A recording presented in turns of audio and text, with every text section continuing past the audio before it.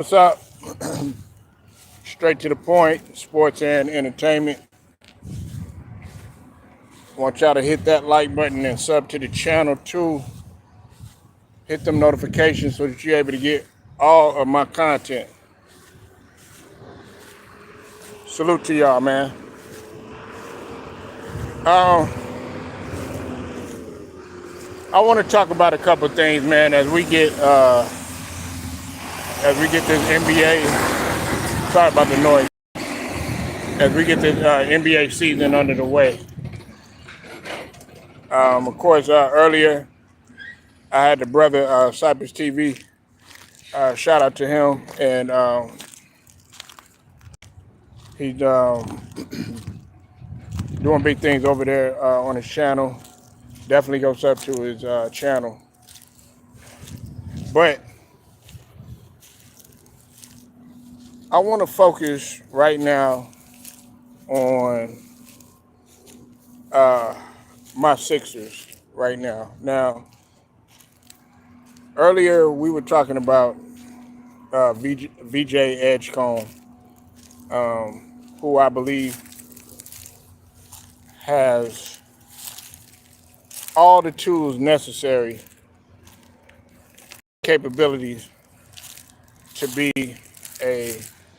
a star in this league and potentially a superstar. Now, it was said earlier, I know Cypress TV was basically saying that VJ Edgecombe is already showing to be a franchise player. Now, I want to dive more into that because I don't disagree with that. And I actually agree with it. However, I want to pump the brakes. But I'm going to say this about VJ Edgecombe, okay? If he can stay healthy, like what Maxey is doing. Now, Maxey, he's had some injuries here and there, but nothing major like Joel Embiid. The problem with Joel Embiid is that he stays out so consistently that he never gets a chance to truly maximize his full potential. People got to understand this. When it comes to Joel Embiid, he came into the league hurt. And I'm not trying to make this video all about Joel Embiid because it's not about him. It is about VJ Edgecombe. Hold on one second, y'all.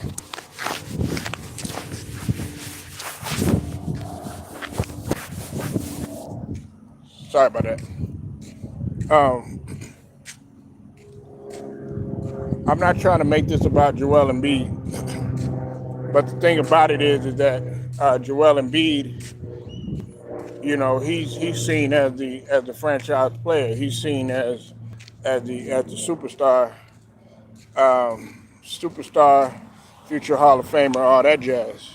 Now, in my eyes, is Joel Embiid as far as talent-wise, is he a Hall of Famer? Yeah, but as far as what he's been doing and what he's accomplished, no, he's not a Hall of Famer. And I know some people are gonna trip out when I say that, but he isn't. You know, because you've been hurt more than you've actually played. But will he get in? Yes. Hold on.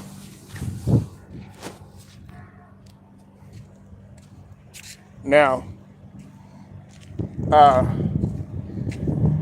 want to get back to Edgecombe.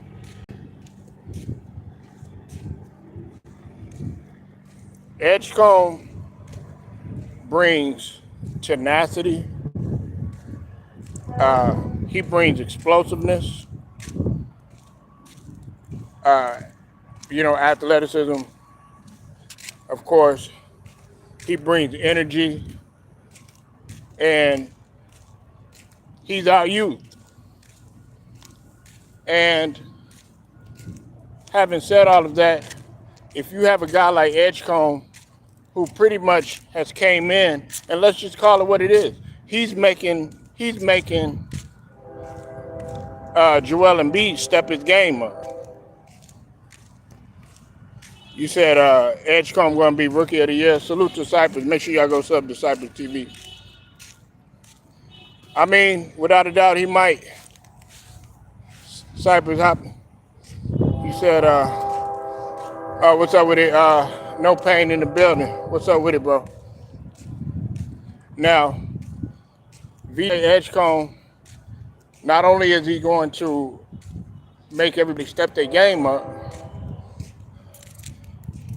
he is also going to be one of the leaders. Now, I still feel like Maxey is still the leader of that team, simply because Maxey has been bringing leadership, and he's been in the trenches. Maxey has been in the trenches in the playoffs since he was a rookie. So that's what we got to understand. VJ Edgecombe, as good as he is, he got to do some things in the playoffs. But is the potential there? Yeah. But you see how Joel Embiid is coming back. But see, my problem with that, like I was telling Cypress earlier, Joel Embiid sings the same song every single year. Every single year, he sings the same song. He'll sit up there, he'll say, well, you know, I'm going to come in, I got to refresh, renew mind, all this other stuff. Sorry about that, you got to train. And I got a new focus and all this other stuff. People are tired of hearing that. Just like they tired of hearing about LeBron. They want something new. People tired of hearing the same old thing every single year. That's just like, you know, I'm getting ready to talk about the Lakers in a couple minutes. People want to get to the finals, and people want a winner. That's why they got Luka. They're tired of the organization going into shambles like it is. But this ain't about it's not about the Lakers. This is about the Sixers. To be honest with you, we've had a losing mentality, I would say pretty much over the last 10, 15 years, probably 20 plus years. You said Flag is better than Luka. We have to see, man. He hasn't achieved nothing yet. He hasn't achieved anything yet. I like Flag. I like Cooper Flag, but let's pump the brakes. We talk about a 5-time All-NBA. No, it's not. We got Quentin Grimes. We got Jared McCain. He's injured right now.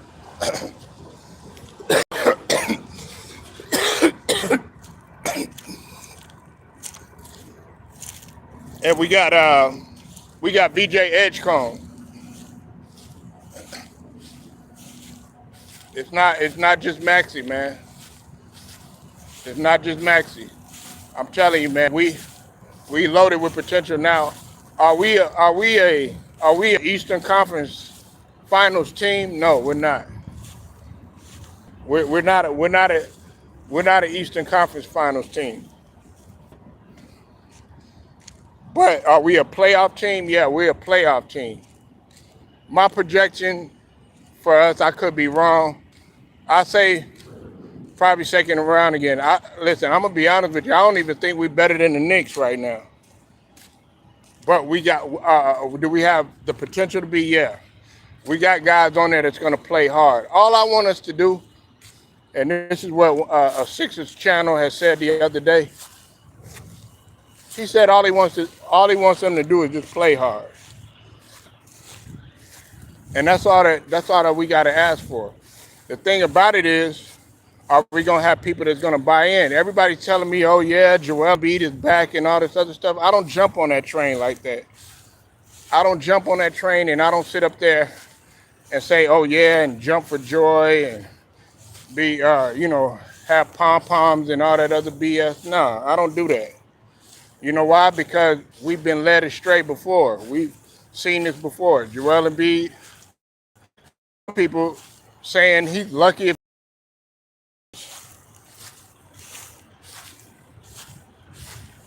he might play. Shit.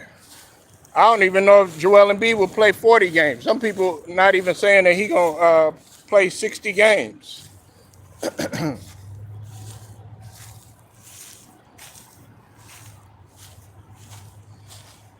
But when we talk about VJ Edgecombe, this is the guy that could literally, he could play like 75 games. And that's what you want to see. Maxey, you know he's going to play 60 plus games. If Embiid wanted to stay healthy, y'all be good. We'll be good without him. That's what, see, you want to be heavily reliant on one dude. That's what we're trying to get our mindset out of. You want to rely on Joel Embiid, rely on LeBron, rely on this person, that person. Nah, man. Teams are tired of that shit.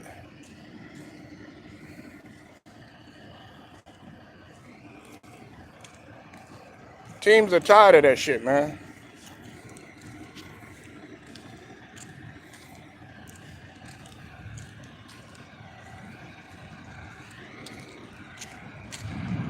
But I mean, with a healthy Embiid help, yeah, it would.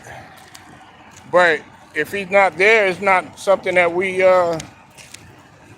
wouldn't be used to. We relied on Canelo. But that's the thing, man. We just gotta rely on our talent that we got right now that's up and coming. We're trying to get younger. That's the thing. We've had a whole bunch of old niggas on our team. We had Eric Gordon and we had Kyle Lowry, who I respect. I respect both of them guys as far as veterans.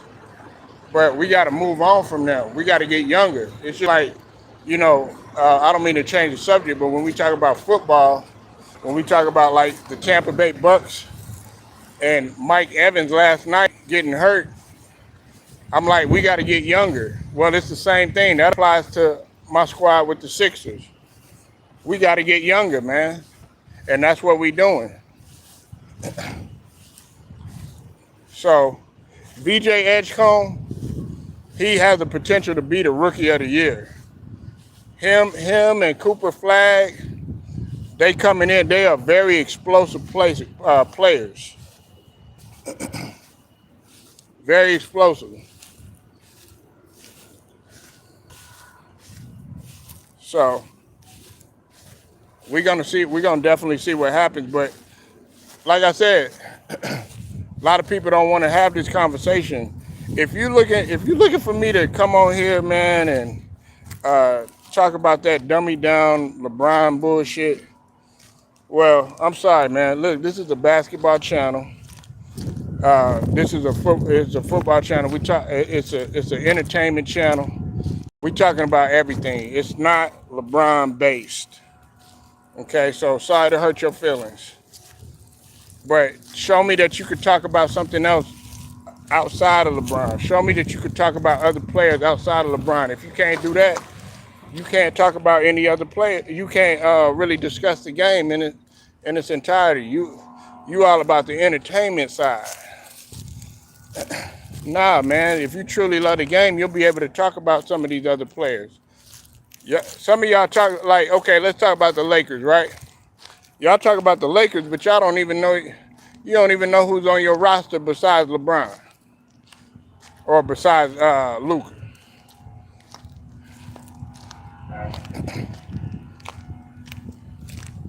Y'all know y'all playing the Warriors, but if the Warriors come and beat y'all, what are y'all gonna say? Oh, well, we didn't have LeBron. No, don't give me that excuse. I do my roster, man.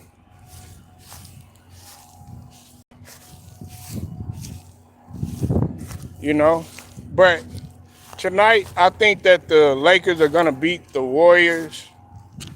Um, I could be wrong. Here's the thing. Here's the thing about the Warriors that I'm trying to focus on this situation right here. Okay. Now I know that they got Jonathan Kuminga. They hurry up and make a chance. Make that decision and make that move when it came to Al Horford and everything like that. But I'm gonna be looking at this situation as it unfolds, because Jonathan Kuminga still feel like he does not want to be there with the Warriors. I mean, of course, you still got Jimmy Butler there. You still got Steph Curry. And also, I want to say this. Steph Curry, you said you're going to take an L tonight on that. Who are you talking about? Shout out to Who Is Hendo. Who are you talking about? You talking about the Warriors? Don't be so sure. Don't be so sure, because as much as I like the Warriors and as much as I like what they all bring to the table and stuff, I'm still not gonna go to sleep on the Lakers. The Lakers, while they got a little bit of talent, they just don't have no chemistry yet. And my concern is about their bench. So will it be a tight game? I don't know. That remains to be seen. However, let's see what JJ Redneck has learned. Let's see what he's learned. You said Warriors going to win and I'm a Lakers man. We'll see. We'll see. Now, I don't want y'all to take it out of context. Am I saying that the Lakers are going to come out there and blow them out? No. But I'm trying to figure out if Luka comes out just straight balling, who's gonna stop Luka? The problem that that you gotta worry about, I would say, with the Lakers is, like I said, first off, their continuity, because these guys haven't really played a lot with each other. You got Austin Reeves. You said Rockets going to be nice, though. Yeah, the Rockets are going to be nice. I talked about them earlier. I talked about them earlier with Cypress TV. I like that move that Ime Udoka made. I'm about to call him Ime Udoki. I like the move that he did make. Now, it's going to be interesting, though. KD being at the 2 guard, Amen Thompson at the 1.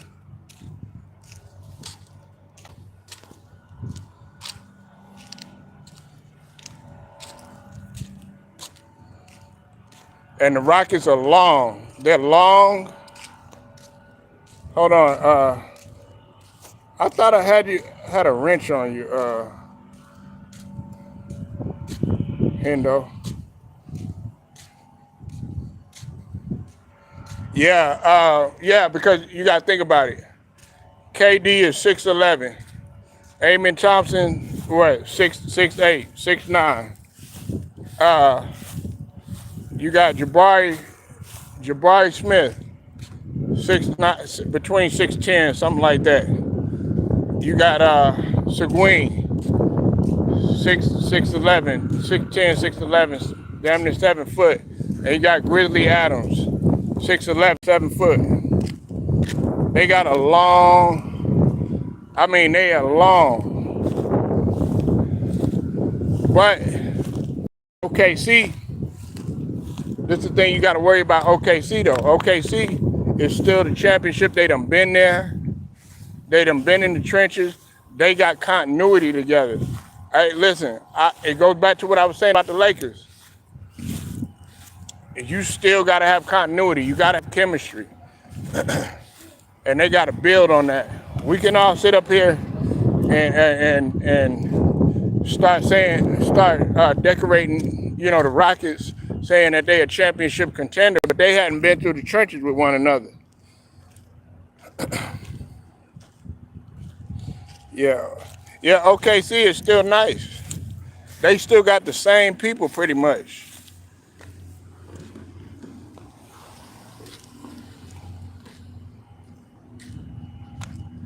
They still got the same people.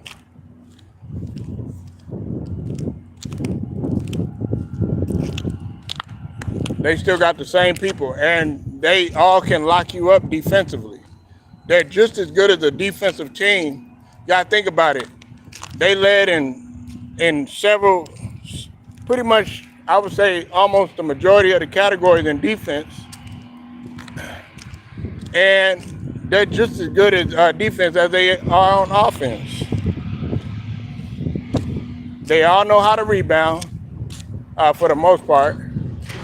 They can all get up and down the floor. They can all, pretty much the bulk of them are athletic. And another thing is that a lot of people aren't looking at it from this perspective too. Check this out. Those guys, a lot of them don't even care about scoring. They're already well coached. Dog not. He knows his players and everything. And they got a big fan base. Like, they have a lot of pride over there in Oklahoma City. And Shea Gilchrist-Alexander said he wants to get another one. And another thing is that they haven't really been talking about OKC like that. That's another thing. They haven't been talking about OKC like that. They have not been talking about them like that at all. And that's gonna put more fuel to the fire. They haven't been talking about them. They act like OKC didn't win the title. But they've been talking about the Lakers, and they've been talking about, this drama with LeBron and Stephen A. Smith. And now you got to throw Carmelo in there. That's all the headlines been talking about. Oh, LeBron's hurt, and all that other stuff. Man, they like, look, meanwhile we in the lab, we just getting better. And I know it's entertaining because, LeBron is this polarizing figure, but man, we got other players to talk about. Some of these guys have been in the lab. Ant-Man, who some of y'all don't like, he been in the lab. Victor Wembanyama, who No Pain consistently hated on, he been in the lab. Zion, he been in the lab. Luka, been in the lab. All these guys that y'all sitting up in here, y'all talking about the wrong people. Y'all talking about the wrong people. Y'all need to be talking about these guys who's been in the lab. I want to see Zion stay healthy. You think I don't want to see Zion get out there, out in the open floor and 360 slow motion? Hell yeah. Or do you want to see an old-ass LeBron who continues to bring drama to the team and the organization and the fan base? Nah, what's up with it, Angela Bell? I see you in here, man. Oh, you said F. Wemby. You said F. Wemby, but F. Wemby on the verge of becoming an All-NBA player. Wemby is on the verge of being a Defensive Player of the Year. Wemby is on the verge of being an MVP. You said LeBron is still the king. LeBron is on his way out the league.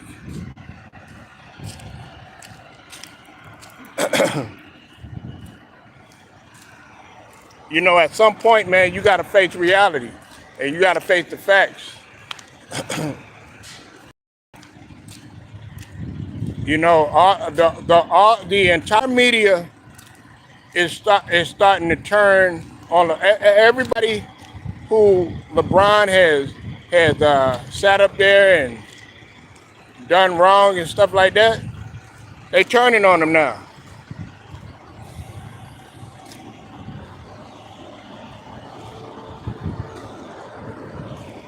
They turning on him now.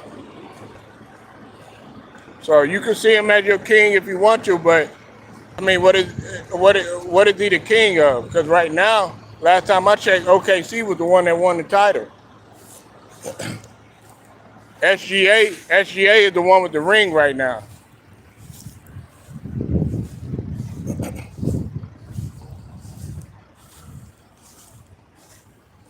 So let that sink in. Nah, we're not gonna get in that conversation, man. We definitely not gonna get in that conversation. But you know, man, like tonight,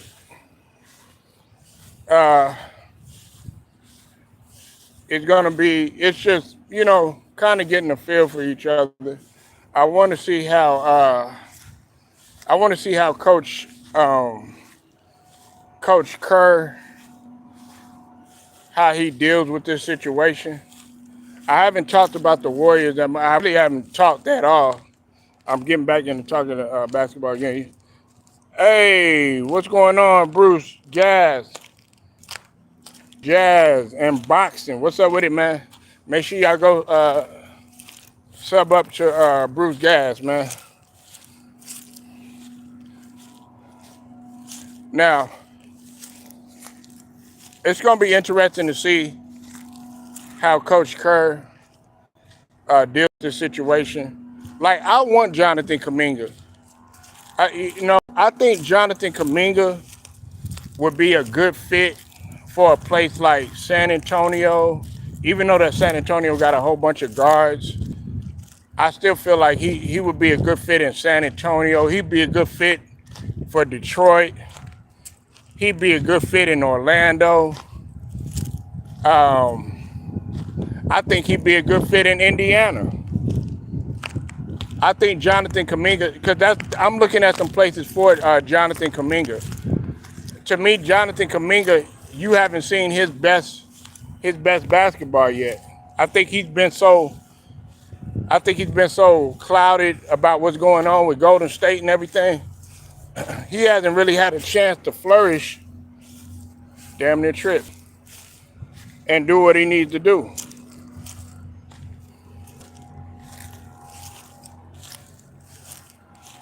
Salute. How far do you think Dallas will go? Salute. Make sure y'all go sub to Stephen Green.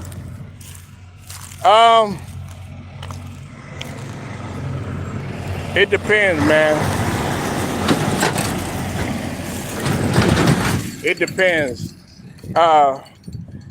Dallas got some parts right now. Of course, the biggest missing part is Kyrie. However, it's like what Luka said, next man up. It's the next man up, man. And AD looking like a monster out there. I mean, he put on a little weight, but the little high-low action that him and Cooper Flag got going, they could be dangerous. Yeah, I know you meant the Mavs. They could be real dangerous. I mean, have you seen them in the preseason, Stephen Green?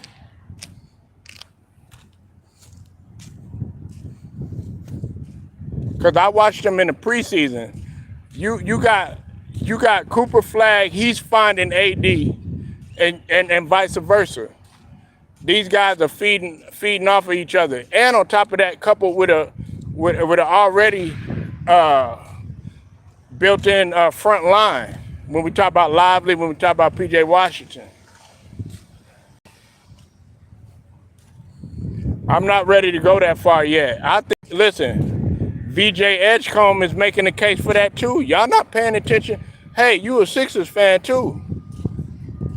Listen, and I like Cooper Flag.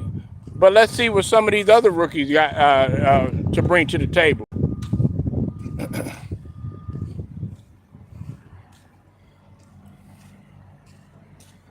I'm not ready. I'm not ready because anything can happen. Anything can happen.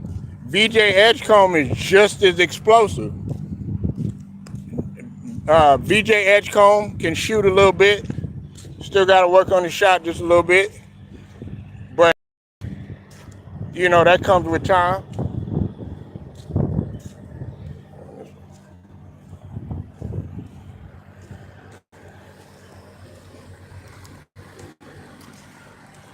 That comes with time. He's still explosive. He got a, man, he will get by you. Yeah, we got a squad, man, but I wanna wait, man. I'm not gonna listen. Like I was telling Cypress this morning, and I told y'all this morning. Let's wait a little bit.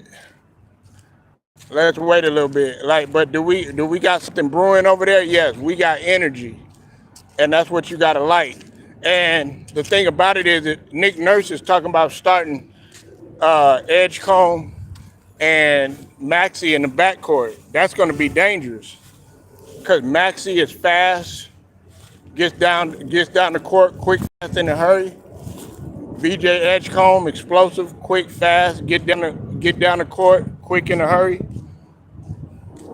You cooking with grease, man. You cooking with chicken, fish grease, pecan oil. You cooking with all that. Yeah, I like Jabari Walker. I like Jabari Walker, man. We got some talent, but let's pump the brakes. So I'm still not ready for us to even say. I don't listen. I'm gonna be honest with you, Steven. Until we show that we can consistently win, and we got to be winning on the road too, and we got to beat the teams that are legit. Then okay, I could say okay, there's some talent there. But until we get, I would say 20, 30 games into the season, let's just wait a little bit.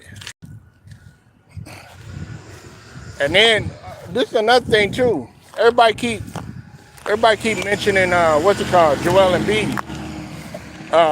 You know, Joel Embiid got to stay healthy, man. Hell, we ain't even talked about Paul George yet. I noticed ain't nobody said about Paul George. We still got guys that are hurt too. We got Jared McCain. He got to get healthy. I hope Jared McCain doesn't continue, to get hurt. Because Jared McCain has set there, man, and he'll have a good output, and the next thing you know, he get hurt. Now injuries happen. You said I don't trust him neither. I don't trust him at all. That's why, like, I'm waiting. I'm gonna let all this unfold. I'm not gonna get on here. I'm not gonna say I told you so. None of that stuff. I'm gonna leave that up to y'all. I'm gonna leave that up to the Brother Cypress TV. I'm gonna leave that up to all these different Sixers channels that have been jumping up for joy and all this other stuff. Nah, I'm not one of those.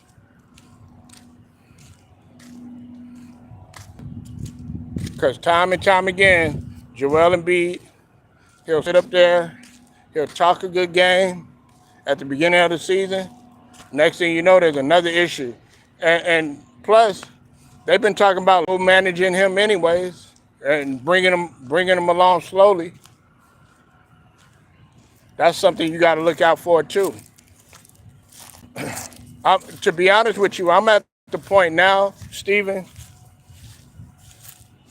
like Joel Embiid, I would be happy if he retired. Like, do yourself a favor, and more importantly, do your body a favor.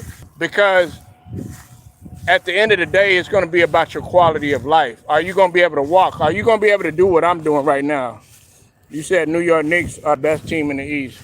Now, how can they be the best team in the East? They didn't even go nowhere last year. I mean, they didn't go to, they weren't the team that came out the finals.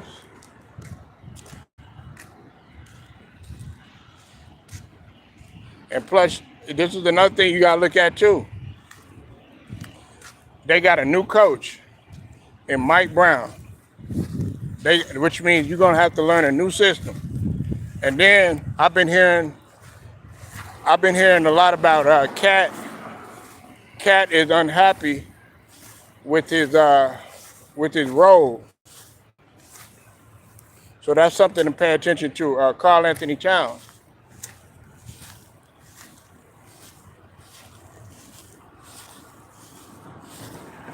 Well, it's gonna depend on several factors. Listen, first off, you got to understand who's gonna want to take on a big contract like that, and then who's gonna want the headache. You're gonna have to take on Joel Embiid's problems. Yeah, okay, yeah, you might be getting a guy when he's healthy, he's talented. But then once he gets hurt, you shit out of luck. You done spent all this money, and now you're like, damn, this motherfucker can't stay healthy. You said you'll be watching the Hornets, the Heats, and the Spurs. I'm not gonna lie to you. I like what the Hornets got going. I want to see LaMelo Ball. I want to see him take off. My problem with LaMelo Ball is one, he got to stay healthy. It's always talking about healthy or the attrition factor with some of these players. And then also they got to win. I mean, you got all that talent, you making all those nice moves and stuff, but it's not translating to wins.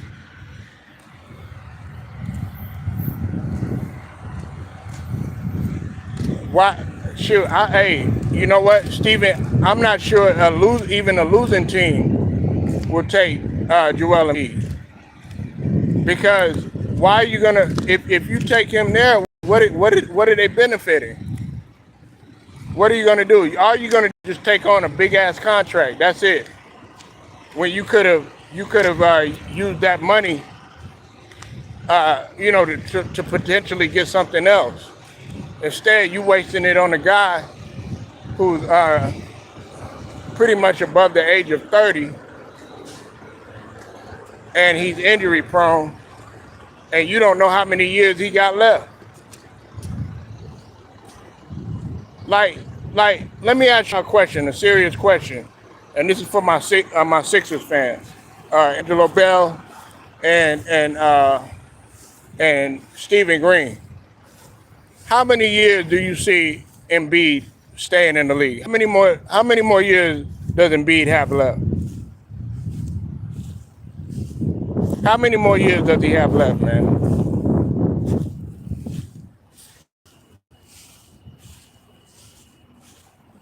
Answer that question. Because I'm gonna look at your answer, and that right there is gonna tell me whether or not it would be even necessary for a team to take on his bullshit. Okay, Stephen Green, you said 2 years. Angelo Bell, I'm waiting on you. You said 3 years. Look at that. That's well under 5 years. That's well under 5 years. 2 years, in my opinion, is not enough time for you to get Joel Embiid where he needs to be in order to win the championship. Because right now, the thing about Joel Embiid is it's got to be just about winning championships now, man. Like, damn, you gotta at least get out. Like, we've been talking about you getting out of the second round. That's what we've been talking about. Like, I didn't come on here just to talk about Joel Embiid, but since we bringing him up, let's go ahead and let's nip everything in the bud. So, Angelo Bell, you said 3 years. Stephen Green, you said 2 years. You said, like, okay, let's say he does go to Charlotte, right? Let's say for the sake of argument that he does go to Charlotte. Well, how is he gonna benefit Charlotte? Well, the way that he's gonna benefit Charlotte is they're gonna tell his old ass to get out of the way. We got young players to develop. If he goes to damn, I'm trying to think of some of these other let's say he goes to like Utah or something like that. Nah. You think Danny Ainge is gonna want to take on something like that? First off, I know Danny Ainge is not gonna want to take on something like that. He's so cutthroat, he could care less. So that's what we got. That's what we got to understand about this. Everybody's looking at Joel Embiid as if this guy is still in his 20s, and if he's 100% healthy and all this other stuff. Now look, I talked a lot of shit about LeBron. I would say maybe a few minutes ago, but the one thing that you got to give LeBron, he keep his body in shape. Now, of course, he dealing with this sciatica, quote unquote sciatica. He ain't dealing with no sciatica. He dealing with a tantrum. He dealing with Luke Attica. That's what he dealing with. But for the most part, LeBron has kept himself in shape. Joel Embiid hasn't. There's a big difference.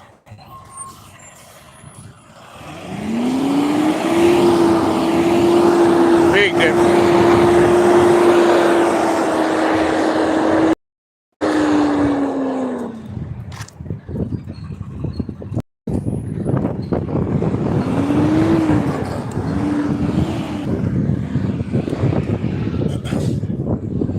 But I like the move that we made this year. I like the move that we made.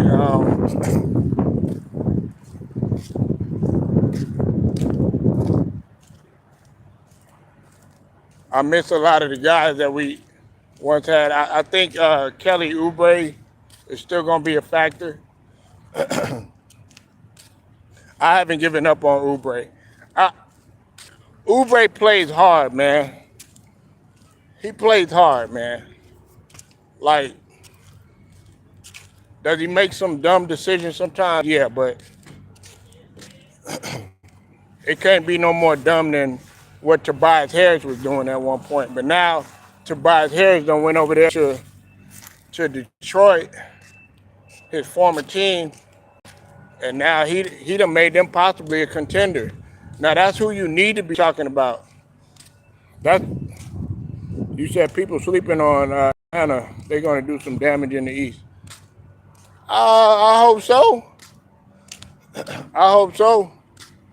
I mean, Trae Young, I think Trae Young is starting to figure out now that you do more damage by the less turnovers that you commit and trying to stop looking to score first all the time.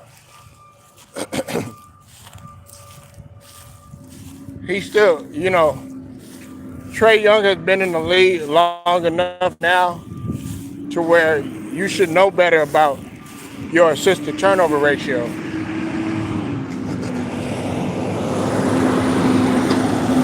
But do I see Atlanta making some noise? It's possible. But it's like every time I see Atlanta, it's like, are y'all gonna progress? Are y'all gonna take that next step? Are y'all gonna get back to the days when it was Dominique? Are you gonna get back to the days when it was ISO Joe and Horford and some of those guys that was over there?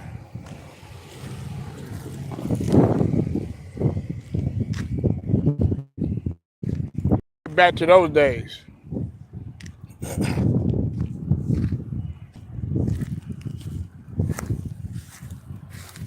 Now I don't see Atlanta now. Can Atlanta do what Detroit is doing? No. The team that you really got to be focused on out in the East, if we're talking about the East, we need to be talking about a team like Orlando. They're healthy now. Well, it's the beginning of the season, but they're healthy for the most part. We played the Sixers. I mean, we played the Celtics. We played the Celtics, but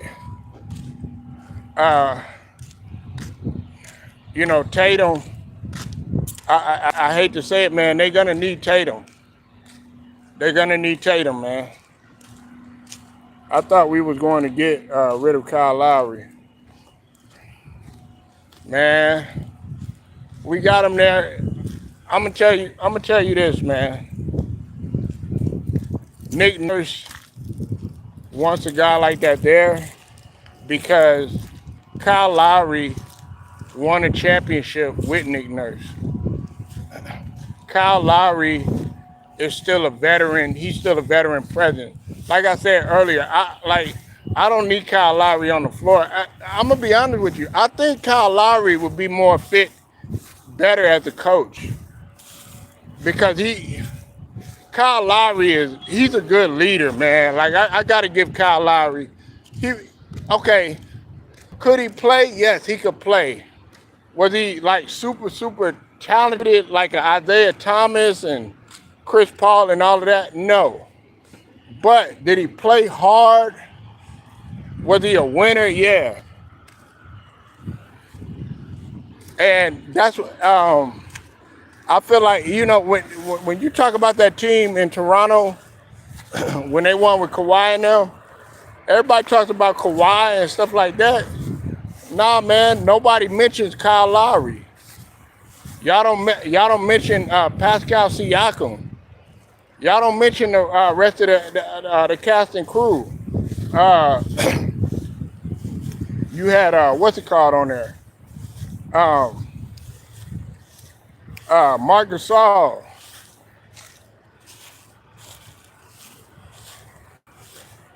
You had Fred VanVleet. They had a team, but I already know the talking point. I done heard it 1,000 times. KD don't get hurt. The Raptors don't win no championship. We'll never know, but they won it. They won it. That's the famous talking point.